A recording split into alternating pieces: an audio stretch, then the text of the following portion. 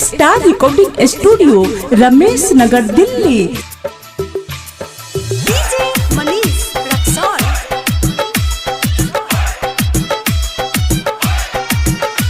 Mix by Manjeet Premi. दिने दुपहरिया में निकलै छी छौरी, दिने दुपहरिया में निकलै छी छौरी, कह देतौ सब काम।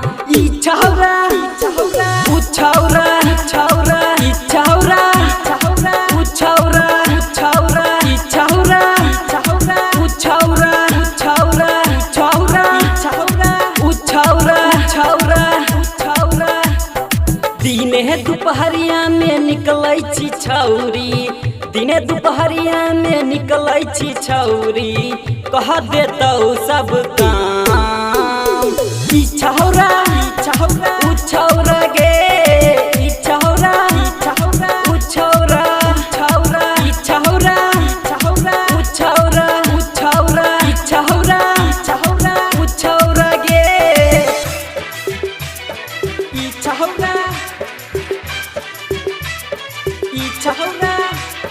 डीजे मनीष रक्सौल। ई छौरा उ छौरा, ई छौरा ई छौरा उ छौरा, ई छौरा।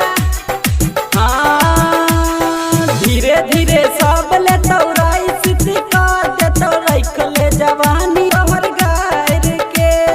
छौरा सब प्यासल छै, कहिए से उपासल छै, पी जैतौ रस तोहर गायर के गायर के। धीरे धीरे सब ले तौराई छिपी कर देतौ, रख ले जवानी संभाल के। छौरा सब प्यासल छै, कहिए से उपासल छै, पी जैतौ रस तोहर गायर के। देखी के तोहर बदनिया गे छौरी, देखी के तोहर बदनिया गे छौरी, देह देतौ सब प्राण। ई छौरा उ छौरा छौरा, ई छौरा उ छौरा छौरा, ई छौरा उ छौरा गे, ई छौरा उ छौरा, ई छौरा उ छौरा, ई छौरा डीजे मनीष रक्सौल। ई छौरा ई छौरा। Star recording studio, Ramesh Nagar, Delhi. आगे पीछे धैले छी, नजर गरैले छी, चलै छी ओढ़नी उतार गे।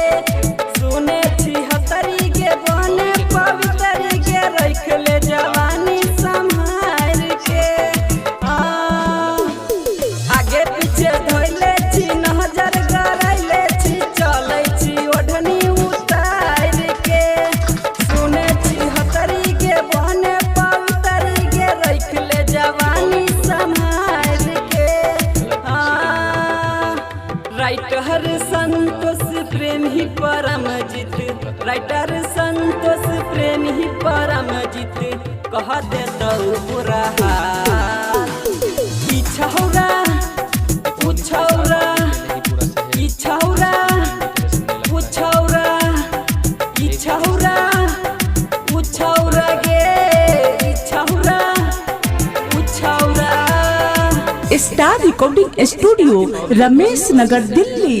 एक अलग ही माहौल में ढल जाता है।